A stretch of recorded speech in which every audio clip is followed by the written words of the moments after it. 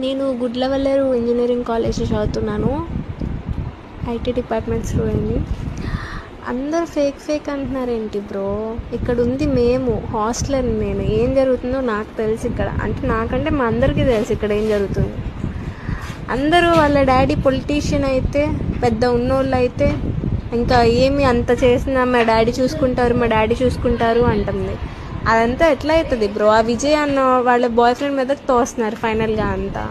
ఇంక ఈ అమ్మాయి అసలు వాడొచ్చి అమ్మాయి గెటప్ వేసుకొని వచ్చి మా వాష్రూమ్స్లో పెట్టేసి వెళ్ళాడా? ఉండాలిగా, చేసిన తనేగా. వాడు కూడా ఒప్పుకున్నాడు, ఈవెన్ తను కూడా ఒప్పుకుంది నేనే చేసా ఏంటి అంటుంది, అంత ధైర్యంగా చెప్తుంది.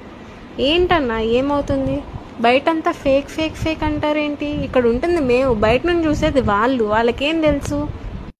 భయపడుతున్నారంటే భయపడుతున్నాం, ఫేక్ అని తెలిసి భయపడుతున్నావా? మేమంతా పిచ్చోళ్ళమా ఇక్కడ ఉన్న వాళ్ళంతా? 30 కెమెరాస్ ఉన్నాయి, పైగా 300 + 365 వీడియోస్ లీక్ అయ్యాయి. ఇంకా 800 వీడియోస్ వరకు ఉన్నాయంట బయట.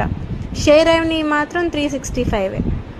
అందులో ఎవరున్నారు ఏంటి, సిచ్యువేషన్ ఏంటి, అదంతా మీకు తెలియదు. బయట నుండి ఏదో ఫేక్ అనేస్తారు వేరే వాళ్ళు ఎవరు. థ్యాంక్ యూ అనియా ఫర్ సపోర్టింగ్. ఈ మెసేజ్ పెట్టాలనిపించింది, ఎందుకంటే నీ స్టోరీస్ చూసి నువ్వు మమ్మల్ని సపోర్ట్ చేస్తున్నావు, మాకు నచ్చింది అందుకే.